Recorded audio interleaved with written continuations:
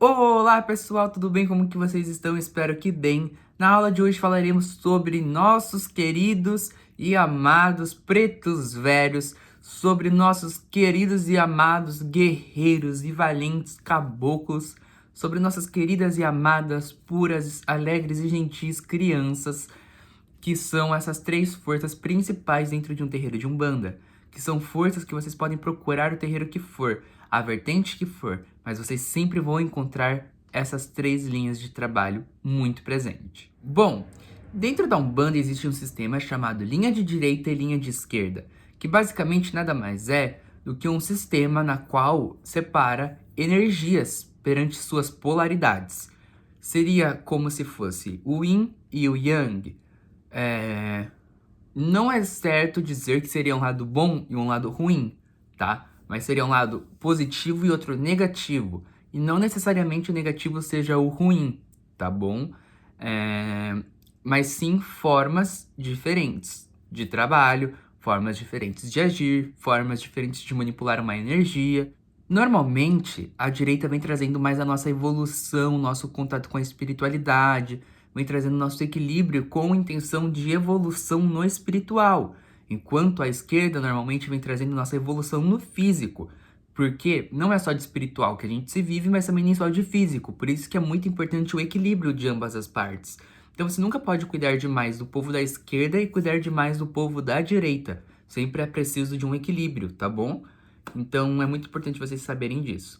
Agora vamos começar. Falarei primeiro sobre os caboclos, que nada mais são do que os indígenas, os povos originários aqui da Terra. Então, é impossível você falar de caboclo e não vir uma imagem de um real e puro brasileiro, tá bom? Eles são um povo que tem domínio da caça, das ervas, da floresta, que entende a necessidade de procurar novos rumos para caçar novos animais e explorar mais a selva. É um povo que tem suas subdivisões, né? O cacique, o pajé, aquele que caça, aquele que cozinha, aquele que planta, aquele que... Sabe? Eles têm suas subdivisões e são pequenos grupos, né? Normalmente são pequenos grupos, pequenas aldeias, mas que, assim, fazem trabalhos maravilhosos e impecáveis, tá certo? É uma linha que nos ensina a importância de a gente correr atrás das nossas coisas, do que sonhamos, do que desejamos. Nos ensina a importância de um olhar coletivo, sabe? Um olhar onde tudo que produzimos é para todos. Todas as ferramentas de trabalho que temos aqui é de todos. O que a gente vai... Quem vai lidar com as responsabilidades? Todos. Entendeu? Tudo é um conjunto. Então eles trabalham dessa forma, no conjunto, tá? Um caboclo nunca toma uma decisão sozinha.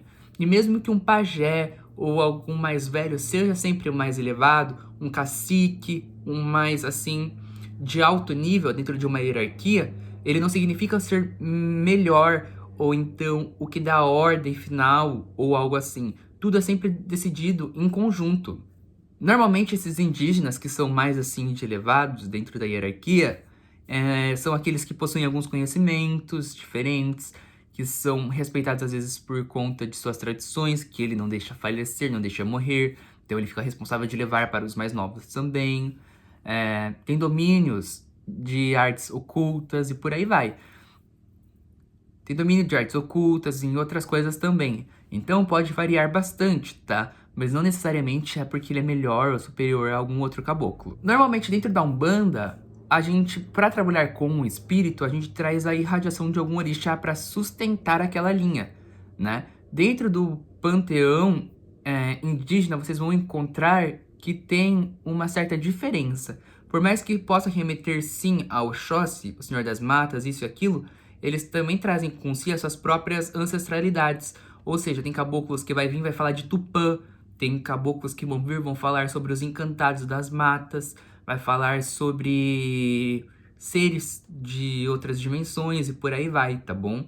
Então na verdade, cada entidade por si só traz consigo as suas tradições. Isso de eles virem sobre a regência de Iaçã, de Oxum, de Iemanjá, esse caboclo é de Oxum, esse caboclo é de Iemanjá, é uma coisa dada por nós, tá bom? Por nós. Porque o caboclo não é de Iemanjá, o caboclo não é de Oxum, o caboclo não é de Xangô, o caboclo é das matas, o caboclo é das pedras, o caboclo é da floresta, é das ervas, é do ar, é de todos os cantos, entende? Normalmente você vai ver muitos caboclos com penachos, né, na cabeça, ou aqueles cocares, né, cocar bem grandão. E isso tudo traz referência, assim, a questões da forma de trabalho ou hierarquia que aquele caboclo tinha, né? Só que também é muito importante ressaltar que isso tudo é um elemento dado para o caboclo após algumas obrigações, após várias coisas, tá? Então, se você trabalha com caboclo, não vai querer já colocar um cocar gigante que vai do alto até aos pés da entidade, porque às vezes não tem necessidade, tá certo? Às vezes o caboclo nem sequer usava cocar. Tem caboclos que às vezes utilizam na cabeça um pequeno fio que parece um cardaço, sabe? Assim, na cabeça, ou nos braços, ou na cintura, ou nos pés, no tornozelo, né? Tem caboclos que usam, às vezes, um pedaço de pano enrolado na cintura. Então, isso de cocar, às vezes, nem faz tanta parte, assim, daquele fundamento, daquela entidade em si, tá? Então, deixa as entidades trabalharem. Às vezes, tá tudo bem ele não querer usar um cocar ou um penacho, não é um objeto obrigatório, tá bom? Também é uma coisa que acaba acontecendo muito, é as pessoas quererem forçar, entre aspas, aquele caboclo que a entidade tomar uma cerveja, um vinho, sendo que caboclo, na maioria das vezes, preferem as coisas mais puras, mais naturais, como, por exemplo, um chá, como, por exemplo, uma água de coco. Uma outra coisa também que acaba acontecendo é que caboclo usa-se muito de cachimbo, caboclo usa muito de cachimbo, né? Principalmente aqueles de madeira, tá? Eu vou deixar aqui uma foto para vocês terem uma ideia do qual eu tô falando. Eles podem acabar usando, mas as pessoas insistem em dar cigarro para o caboclo, às vezes um charuto. Tudo bem, mas eles usam muito também desse utensílio, tá? O cachimbo. Também, às vezes, eles acabam pegando com baiá, que nada mais é do que uma mistura de ervas. Então, não só o tabaco em si, às vezes pode ser o tabaco misturado com ervas. Então, gente, o culto dos caboclos podem ser muito mais vastos do que vocês imaginam, né? Claro que às vezes você pode acabar dando frutas pro caboclo, que faz total sentido, né? Ele faz parte da caça, da colheita, mas caboclo também pode trabalhar com você dando carne, tá bom? Carne. Até porque o que eles caçavam era carne. Então tem gente que caça animais e dá animais caçados para os caboclos como oferenda. E tá tudo bem também, tá bom? Vale ressaltar também que os caboclos, eles acabam descendo às vezes na esquerda, tá? Então, quando o caboclo acaba atuando também na área da esquerda, ele pode acabar recebendo o título de caboclo quimbandeiro, tá bom? Mas todos os caboclos por si só conseguem trabalhar com as duas mãos, tanto da direita quanto da esquerda, tanto para fazer uma magia quanto a outra, tanto para fazer o bem como também para fazer o mal, digamos assim, sabe? Então, caboclos têm esse domínio. Porque a mesma erva que eles usam para curar, se você souber manipular ela de uma forminha ou outra, ela pode ser usada para matar, né? Geralmente, caboclos usam uma lança, um machado de ferro, uma pá. Então, são vários elementos que às vezes um caboclo acaba usando, tá? E não só o arco e flecha em si, embora também seja um dos elementos que às vezes os caboclos podem acabar usando, tá? Então não assustem se vocês verem um caboclo, por exemplo, chegando e não fazendo yeah, né? Ou então algum sinal de flecha. Às vezes ele pode vir fazer assim, ó, né? Que geralmente isso seria representado como se fosse espadas, né? Pode ser flechas também, claro, mas ou assim, enfim, tem caboclos que passa assim nas pessoas, né? Teria como se fosse passando uma espada no corpo, uma faca, um punhal. Porque são elementos que às vezes os caboclos usam. Então as pessoas olham o caboclo e remete muito a flechas. Sendo que não é sempre a flecha em si, né? Quando a entidade usa flecha, ela é denominada como caboclo fecheiro, né? Por exemplo, tem a cabocla Iracema. Cabocla Iracema às vezes pode trabalhar com uma machadinha, pode trabalhar com outros elementos, pode trabalhar com campo. Às vezes nem algum elemento de, como por exemplo, de ataque, seja machado, seja uma lança, por aí vai. Às vezes ela nem tem. Às vezes pode ser que ela só trabalha ali fazendo parte das ervas, macerado de ervas. Às vezes a cana de açúcar, que por sinal muitos caboclos às vezes acabam tomando. Então, às vezes, não necessariamente o caboclo em si vai ter flechas, tá? Mas quando tem, daí o nome geralmente é Iracema Flecheira, Ubirajara Flecheiro, é... sempre caboclo flecheiro, sabe? Sempre tem esse nome, essa denominação. Não é uma regra, mas na maioria das vezes. Suponhamos que você tem uma cabocla janaína. Não é porque ela vem como cabocla janaína que ela só vai trabalhar com água, tá? Com um copinho de água, com uma cambuquinha com água ou algo assim. É um alguidar com água, com conchas. Não, no limite, não engesse a espiritualidade de vocês para agradar fundamentos de casa, para agradar casas, dirigentes espirituais ou coisas assim, tá bom? Deixa as entidades trabalharem. Uma cabocla janaína pode aceitar trabalhar com pedras, com cristais, com ervas, com facas, com... Não tão comum facas para caboclos, tá? Mas eu já vi caboclos trabalharem com facas. Claro, sempre de madeira, tá? Os que eu particularmente via. Já vi também trabalhar com lanças. Então, se você tem cabocla janaína, não queira limitar ela só ao trabalho com as águas. Às vezes ela pode trabalhar com fogo, tá bom? Antes ela ser uma janaína, que dentro da Umbanda muitas casas associam cabocla de Iemanjá, ela é muito além, né? Ela foi muito além disso. Então, não queira limitar a vivência, as habilidades, as experiências que a sua cabocla teve em vida para culto de Umbanda apenas, tá bom? Então, por favor, não queira limitar as entidades de vocês. Vocês vão ver que se vocês procurarem foto de caboclo sete flechas na internet, vai ser com cocar azul, amarelo, vermelho. Normalmente são essas as cores, né?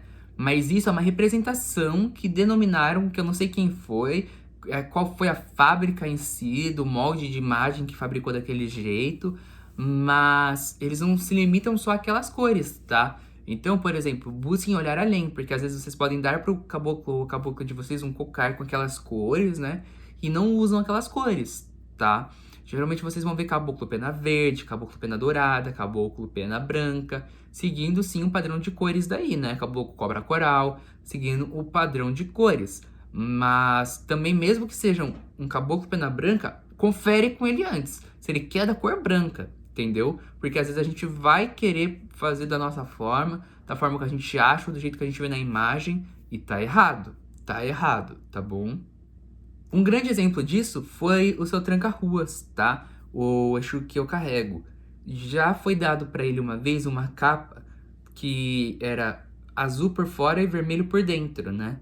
E ele não usa essa cor de capa, na verdade. Mas por ter sido um presente, ele usa como agradecimento e por respeito, né? Mas ele não utiliza dessa cor, entende? Então sempre é bom confirmar antes. Sempre é bom confirmar antes de como que é. Seja guia, seja capa, seja corrente, uma correntinha assim, porque tem pessoas que dão corrente pra pomba gira, anéis pra pomba gira, anéis pro cigano. Confirma, pelo amor de Deus, antes de qualquer coisa, tá? Brinquedo pra criança também, mochilinha de uma certa cor, confirma antes, confirma tudo certinho, gente. O culto a caboclos é tão antigo, mas tão antigo, que até mesmo dentro da cabula a gente já via manifestações de indígenas, sabe? Então é tão legal o fato de caboclos serem seres que já é possível notar a importância e o fundamento deles já de muito tempo atrás, né? Isso é tão legal. E tem pessoas que acreditam que também os caboclos são os seres primordiais da Umbanda, são os mais importantes. Por quê? Porque acreditam que por Zélio ter recebido primeiro um caboclo, né? Então, consequentemente, ele é o mais importante, porque ele que fundou a Umbanda, né? Vale ressaltar que caboclo não é de Umbanda. Caboclo não é propriedade de Umbanda e entidade nenhuma, tá? Então não é só dentro da Umbanda que você vai ver culto a caboclos. Tem na Jurema, Tambor de Minas, Candomblé de caboclo, Xangô de caboclo, por aí vai. Então tem várias religiões e vertentes e outras forças que também cultuam os caboclos. Mas não só, muitas pessoas têm essa ideia também de Exu, que é só dentro da Umbanda ou dentro da Quimbanda. Não é isso, não é isso. Eles não estão acorrentados, eles não têm correntes, eles são livres, eles podem trabalhar em qualquer lugar. Na maioria das vezes, caboclos são diretos e retos. Não tem com eles 8 ou 80, não tem papinho, não tem desculpinha. Se você perguntar, você vai levar a resposta, você gostando ou não gostando. Na maioria das vezes são assim, tá? Claro que pode variar, porque cada entidade tem suas personalidades próprias, mas na maioria das vezes é assim, tá? E caboclo forte também não é aquele que vem incorporando assim, já pula, já pode arrancar o espírito do médium, de tanto bater no peito, no pulmão do médium, faz o médium às vezes ficar até com falta de ar. Não, não é aquele que rodopia, que grita, que sacode. Tem muitos caboclos que só fazem assim, ó. Tá assim, daqui a pouco fez. Já chegou. Já chegou. Entendeu? Tem caboclo que você tá assim, ó. Aí daqui a pouco só vem e faz assim, ó. Não sei fazer, já desce, já incorporou. Tem caboclo que tá assim, ó. Só, aí já faz. Tem o médium, né? Tá assim. Faz, ó, já veio. Entendeu? Caboclo é uma energia muito forte. Muito forte. Então é normal que, consequentemente, o corpo do médium às vezes não esteja aguentando. Então vem numa chegada assim muito forte, tá? Muito forte. Mas não significa que aquela entidade seja melhor ou superior a daquele irmão, daquela outra irmã, que só chegou assim, ó. Chegou. Entendeu? Então a gente às vezes não pode querer limitar demais as coisas. Às vezes a gente não pode apontar e julgar, tá? Que às vezes o poder não tá na chegada, e sim na forma que aquele caboclo age ou fala. O brado do caboclo nada mais é do que o grito, né? Yeah! Ou então o som de um pássaro, tudo isso é muito comum porque a energia tá se acoplando, tá chegando perto, é uma energia que vem assim em seu corpo, e aí vai. Quando encaixa finalmente, dá aquele. Aí sai o grito, sabe? Então, é uma energia que você tem que imaginar. Tenta imaginar dois ímãs do lado igual, tá? Dois ímãs negativos. Tentando assim, ó, se unir. Não vai dar, você vai ver que vai ficar tremendo muito. Mas finge que você conseguiu encostar. E quando você conseguiu encostar, dá aquele negócio, né? Aquele choque, digamos. Então, a acoplação com o caboclo é assim, aquela energia que vem. Bom, mas sobre os caboclos é isso. Agora vamos pular para os pretos velhos. 4, milhões de pessoas foram trazidas da África para serem escravizadas no Brasil. Isso sem contar aqueles que também foram filhos dos trazidos da África, que foram resultados, na maioria das vezes,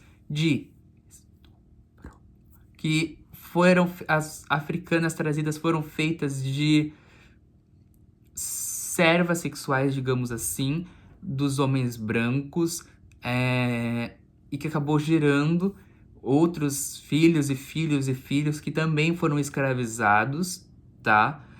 E ainda tem gente que acredita que tem linha de preto velho que desce um espírito de uma pessoa branca. Gente, vocês acham mesmo que uma linha que teve 4,9 milhões com 300 anos de escravidão aí pra conta vai precisar da interferência de algum branco para entrar nessa linha? Isso porque eu dou esse número, né? Mas mais de 4 milhões foram de fato, tá bom?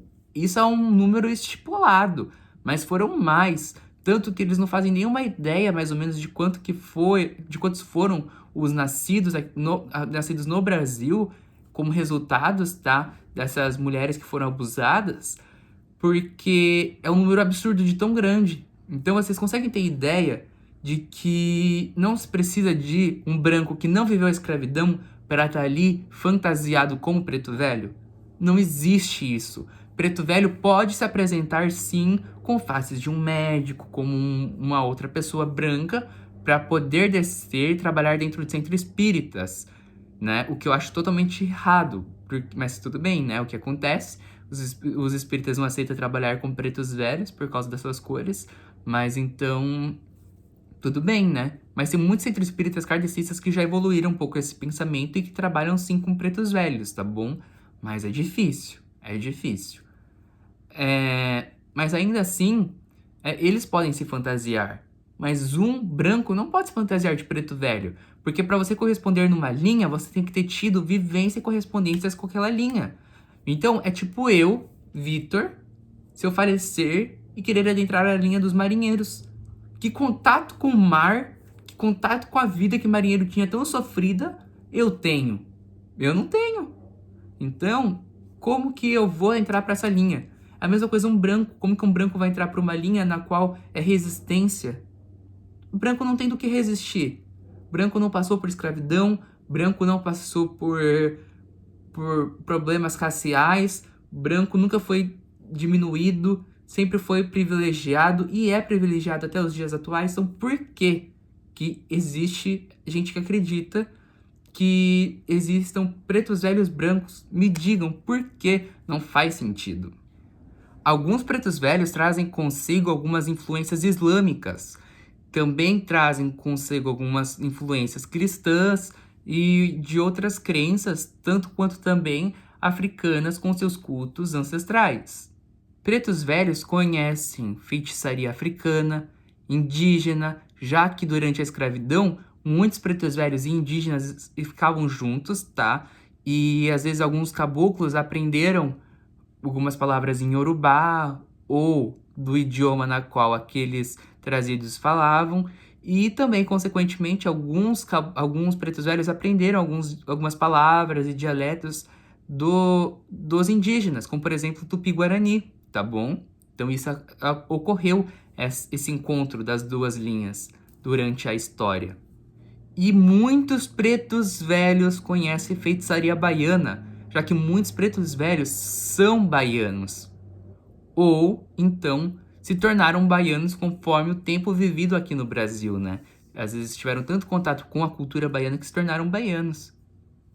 E você se engana se você acha que preto velho é bonzinho, é aquele que vem curvadinho. Tem muito preto velho que vem, que dança, que briga, tá? Que dá puxão de orelha bem puxado, né? Minha preta velha mesmo, ela dança, ela dá puxão de orelha, tá? Ela vem agachadinha, mas ela vai dançando. E ela é brava, tá? E assim como você precisa ter conhecimento do bem, você também precisa ter conhecimento do mal. Então, muitas pessoas trabalham com os pretos velhos dentro da quimbanda, ou então para fazer feitiçarias com a mão esquerda. Por quê? Porque pretos velhos também têm um conhecimento de magias que podem ser prejudiciais a terceiros, tá? Então, eles também conseguem trabalhar com ambas as mãos, tanto da direita quanto da esquerda também, tá bom? E isso porque eles conseguem limpar coisas do seu físico, quanto do seu espiritual, conseguem fazer umas mandingas, mas também conseguem tirar algumas mandingas apenas com uma única vela, tá? Uma única vela. Tem vezes que a gente se sente na necessidade gigantesca de quebrar uma demanda, fazendo um padê gigantesco para Exu, com 7 tipos de carne, 7 tipos de farinha, 7 tipos de pimenta, 7 não sei o que, 7 não sei o que, sendo que às vezes com uma vela e um copinho de café, um preto velho destrói tudo isso. Então, preto velho, para quem tem sabedoria do que é um preto velho e de como trabalhar com preto velho, né? Para quem tem sabedoria, vocês estão entendendo? Para quem tem sabedoria de trabalhar com preto velho, quebra qualquer coisa com apenas uma vela. E preto velho é uma linha que, quando pega para quebrar, quebra e quebra bem quebrado. Mas quando pega para fazer, faz e faz de uma forma que ninguém consegue desfazer. Existe preto velho de Congo, de Zulu, de Angola, de Cabinda, da Guiné. Existem pretos velhos de várias regiões, várias.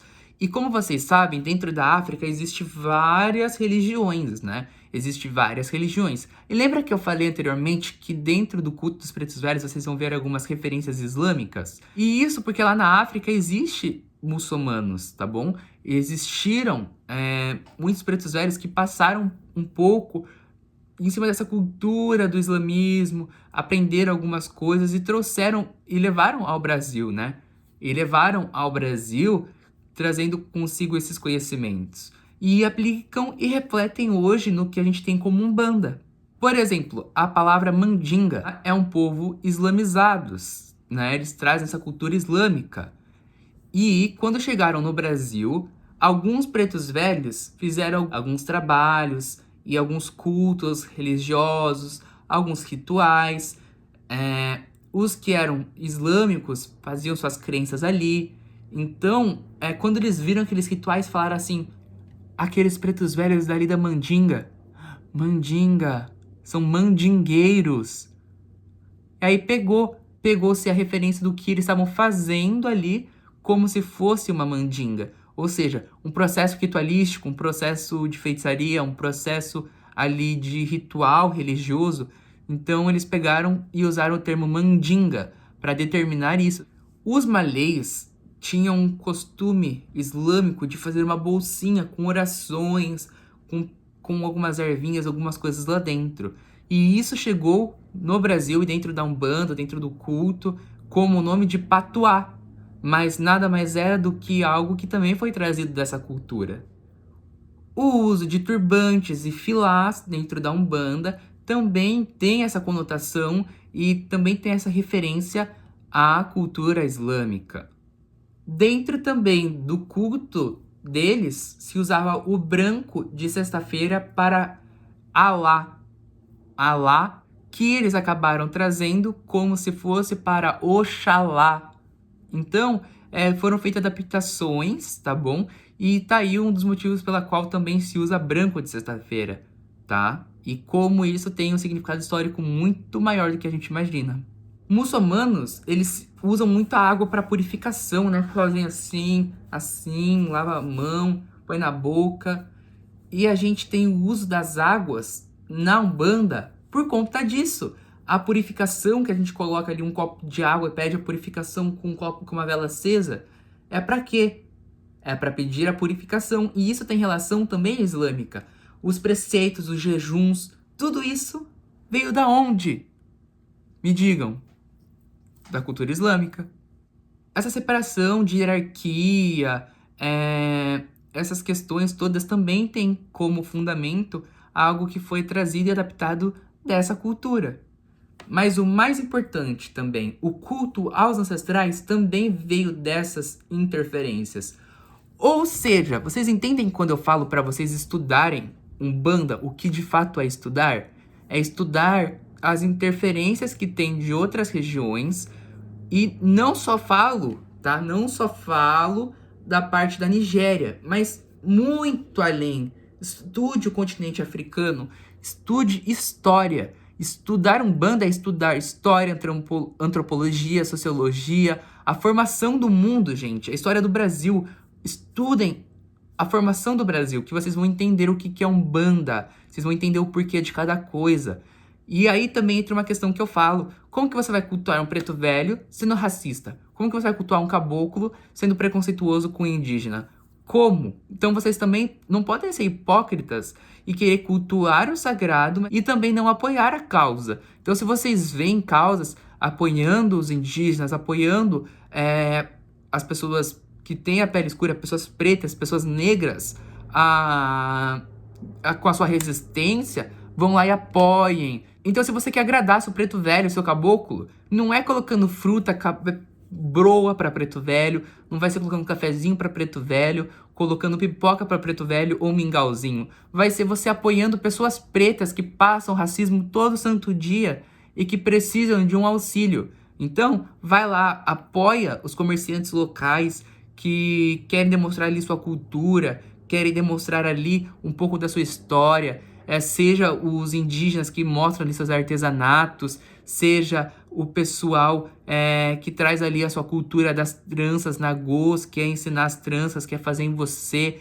Vai fazer trança, quer usar trancinha, faz com pessoa que passa por uma resistência, tá bom? Que passa ali porque tá fazendo que tem cultura escorrendo em suas veias, tá? Resistência escorrendo em suas veias. Então vai lá, usa do apoio, usa toda a sua força que você tem e todo o seu privilégio de ser branco com essa pessoa. Isso vai agradar muito mais suas entidades, muito mais o seu sagrado, do que de fato com oferendas em si, tá bom?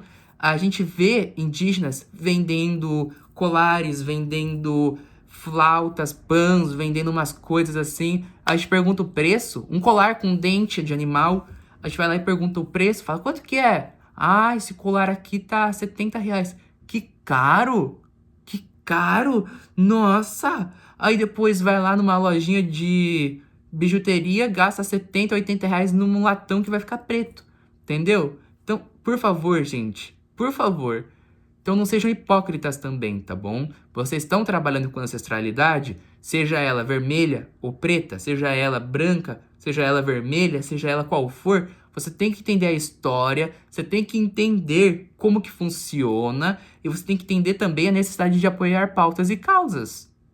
Enfim, principalmente pretos velhos de Angola trabalham muito com o arquétipo do catolicismo. Não é porque eles são católicos, tá? Mas eles usam do rosário, ou então do terço, tá? Que eles ganham a nomenclatura preto velho de rosário. É uma nomenclatura que eles ganham, tá?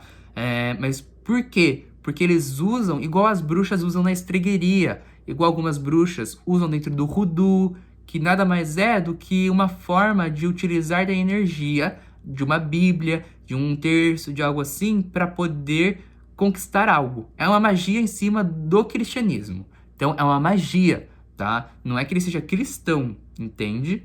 Sabe aquela simpatia para conquistar um amor que pega o Santo Antônio, coloca de ponta cabeça, assim, num copo de água? Então, você está torturando Santo Antônio ali, você está fazendo uma representação de Santo Antônio torturando aquele sagrado, aquela energia. Então, é o que muitas bruxas da estregueria fazem, tá? Ai, que medo, que pecado, que blasfêmia. Sim, mas é o que os pretos velhos também fazem. Só que eles fazem de forma velada, entendeu? Eles fazem de forma velada.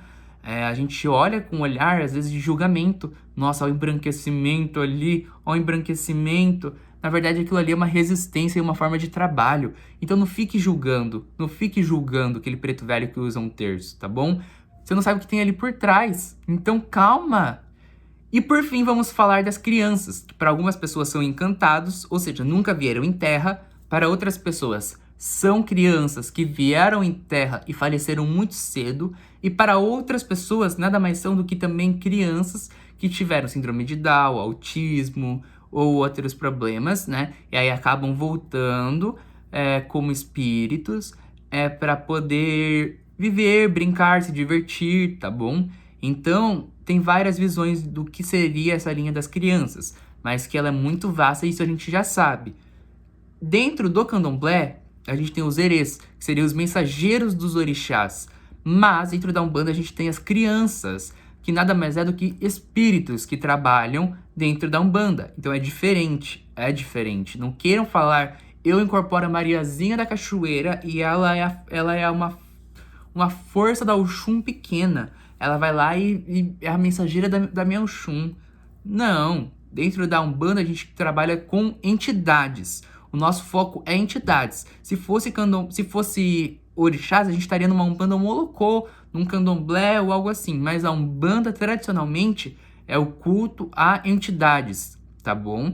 Então vocês sempre vão ver um altar, assim, que geralmente tem um Jesus, ou algum Oxalá grandão, alguns orixás ali e tal, mas o foco sempre vai ser uma mesona de caboclos, uma mesona de crianças, um monte de imagens, de entidades, porque o foco é entidades quando o assunto é Umbanda e não orixás. As crianças é uma das linhas menos valorizadas, porém é a que mais tem coisas para te agregar. Por quê? Porque, primeiramente, o que as crianças fazem? Trata a nossa criança interna.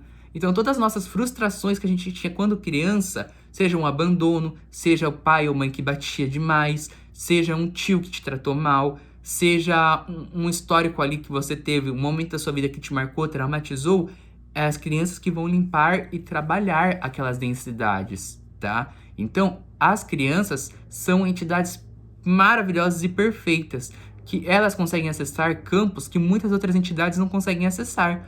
Então, vocês têm que entender que criança ali é uma criança, é um espírito infantil, mas que não deixa de ser trabalhador, tá? Então, uma criança pega uma garrafinha de água, tá pegando, brincando, isso, mas vocês não sabem a mandinga que tá fazendo ali. A Mel, uma das crianças que trabalha comigo, tem uma bolsinha onde ela guarda boneca, guarda umas pedras, guarda umas coisas. Ela pega, ela tira, ela pega, ela tira. Ela põe as pedras em volta dela, depois ela vai lá, joga, põe de volta, põe debaixo da saia, faz umas coisinhas.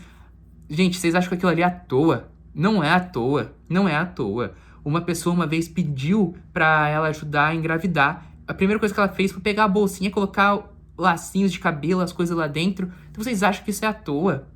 A Mel trabalha muito com pedras e sementes, principalmente semente de girassol, ela adora. Então, ela coloca lá dentro da bolsinha e faz acontecer. Então, por que da semente? Coisas que vão crescer, gente, coisas que vão crescer. Pedras porque ela quebra a demanda, pedras porque ela trabalha, assim, com a questão do equilíbrio, entende? Ela traz equilíbrio. Então, vocês têm que entender que a criança pode vir trabalhar com boneca, pode trabalhar com carrinho, mas nunca vai ser só aquilo. Sempre tem um porquê. Sempre tem um porquê. Às vezes tem um herê, uma criança ali que gosta de trabalhar com espada. Espadinha de brinquedo. Você acha que é o que aquela espada? Você acha que é o que? Aquela espada que tá brincando ali representa cortes energéticos. É uma criança que trabalha quebrando cortes, né?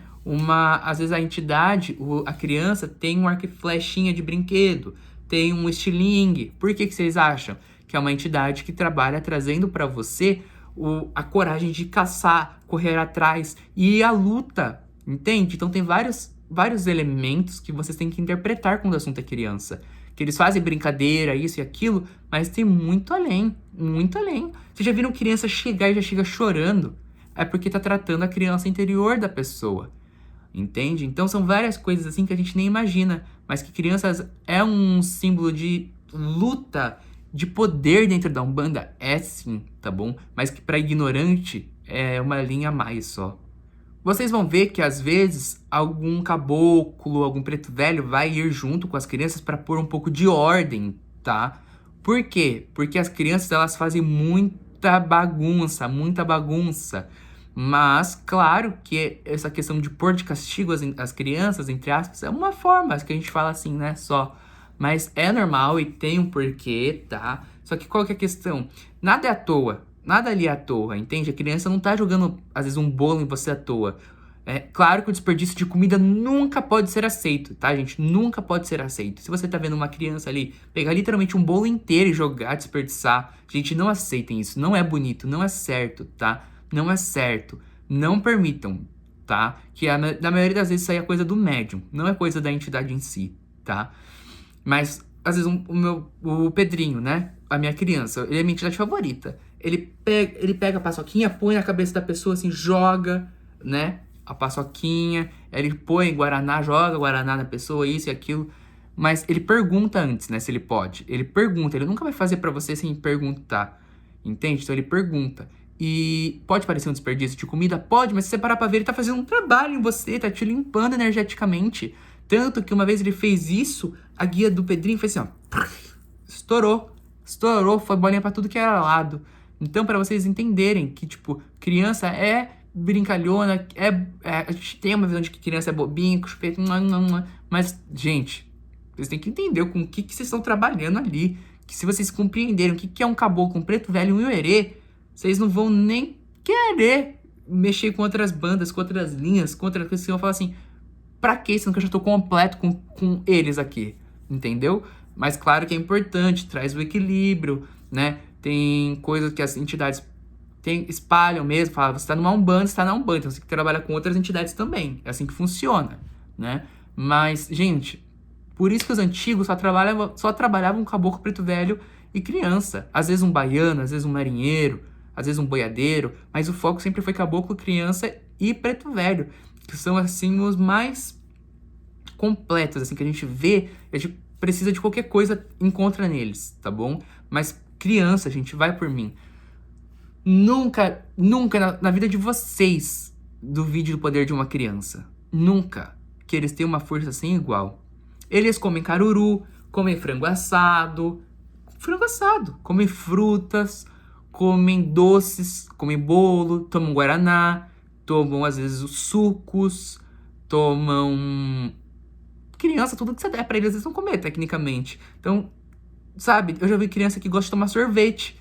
Então, se você dá, eles vão gostar, eles vão querer. E criança, tudo que você ensina, eles aprendem, né? Então, se você pedir pra uma criança, às vezes, fazer tal coisa, eles vão te ajudar. Se eles falarem pra você assim, se você falar assim, ó, me ajudem a pôr aqui o balão em tal lugar, vamos arrumar aqui a festinha de vocês, me ajudem, eles vão ajudar. Se vocês pedirem ajuda deles pra qualquer coisa, eles vão ajudar, tá bom? Então não se preocupem. Crianças, tudo que vocês ensinarem, eles aprendem.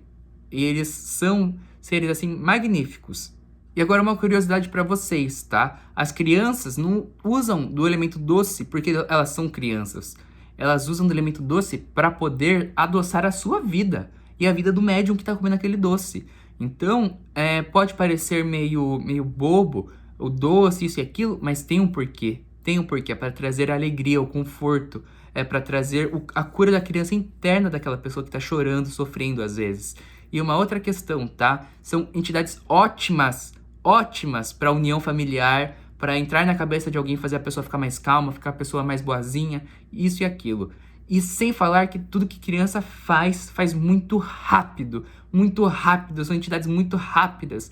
Então eu sou a prova viva, de ter pedido para a criança num momento de socorro e aconteceu, coisa assim de minutos. Sou a prova viva, por isso que eu sou tão devoto do Pedrinho. Pedrinho da praia é meu amor. Tudo que eu peço para ele acontece rápido. E por isso que quando é dia de criança, dia das festas de Cosme, Damião e Dom, eu faço questão de gastar quase todo o dinheiro da minha conta bancária para comprar coisas para eles. Porque é uma linha que merece, que trabalha que nem gente grande. É uma linha, sim, que eu tenho um carinho muito grande, muito grande. Mas enfim, gente, foi isso. Espero que eu tenha dado essa introdução pra vocês de mais ou menos como que funciona a Trindade da Umbanda, essa linha principal da Umbanda. Vou trazer pra vocês mais vídeos sobre entidades. Sempre agora eu vou trazer de mais de um, porque da última vez gravei Obaloê, Oiá, Nanã, não sei o que. Ficou uma longa sequência de módulos, o módulo ficou grandão, né? Então eu vou trazer assim pra vocês, vídeos mais longos, porém com mais entidade de uma vez só, tá? E eu espero que vocês gostem, me deem feedbacks do que vocês acharam desse novo sistema de aula. E é isso, tá bom? Um beijo, se cuidem, até a próxima aula. E não se esqueçam, hein? Marquem o jogo de cartas de vocês comigo. Tchau, gente!